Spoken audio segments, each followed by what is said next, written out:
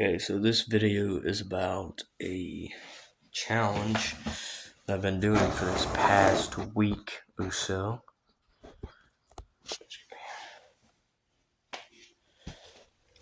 And it's called Sleep Decrease.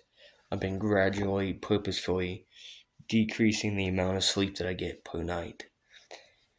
And I'm gonna list off some of the pros and cons and just what I've noticed so far. So the first one is debatable between a pro and a con, but it's appetite, or the thought of eating. Like, even after I eat, I'm like, I gotta eat more. I gotta get more calories in. I gotta get bigger. Just I don't know. That's because whether I'm just not sleeping, or just because I'm in a season. I don't know. But the second con that I've noticed is aggravation. I'm much easier to aggravate or to outlash at someone or something. Like, I just get extremely aggravated.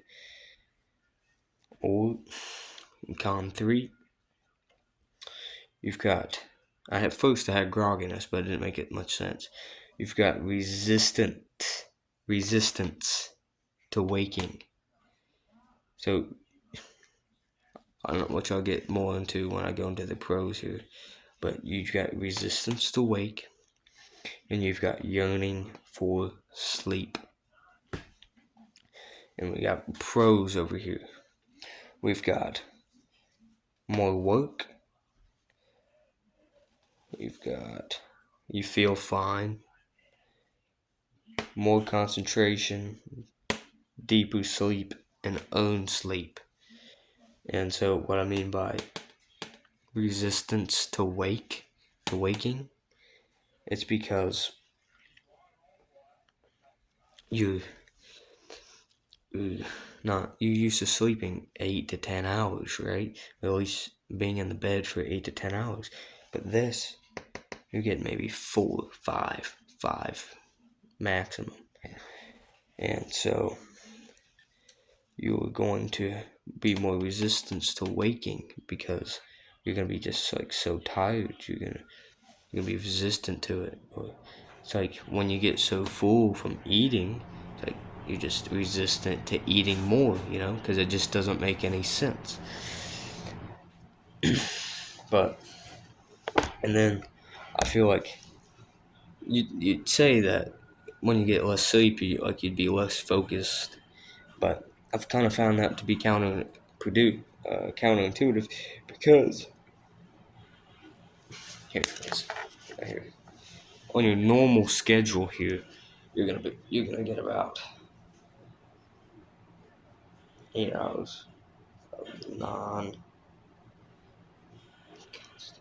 You're gonna get about 8 hours of non-constant sleeping. So that means you're gonna be frequently waking and just not being asleep, right? So it's really just gonna be eight.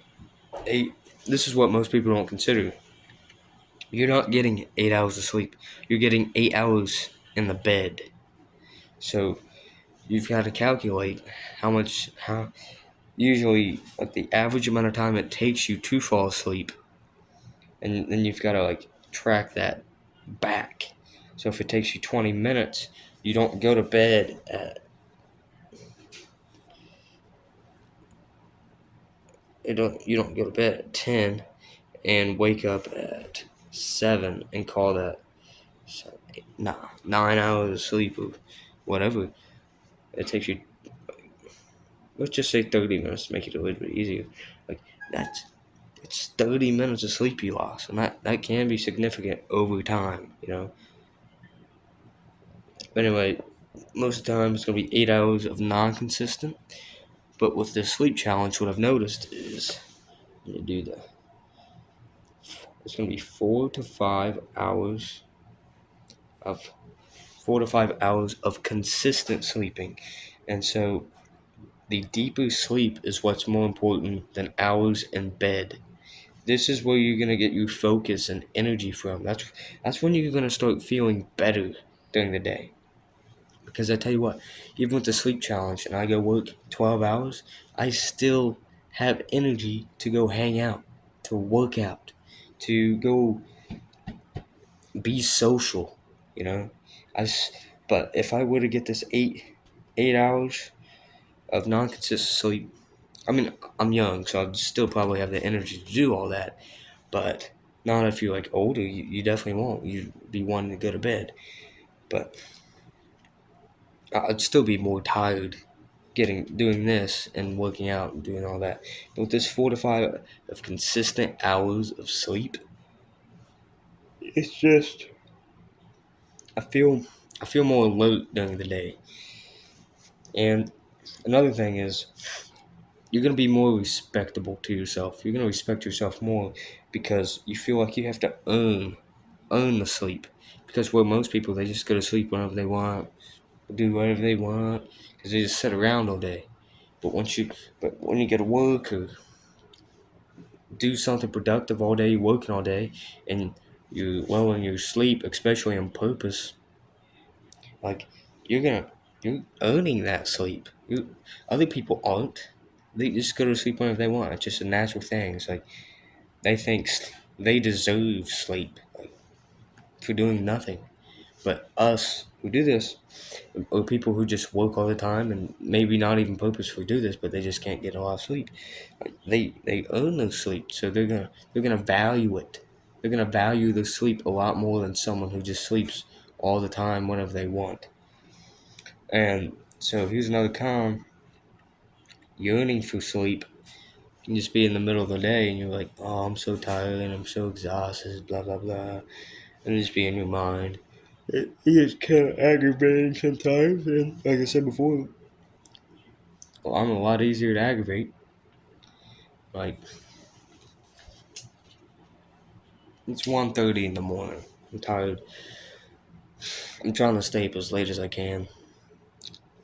I'm gonna try to just stay up all night and all day and go to bed like tomorrow night or something, tomorrow evening. That's what I'm gonna try to do. I know it's not productive and it's what I've always went against, but I think I'm just gonna sit back after this video and watch some TV and eat.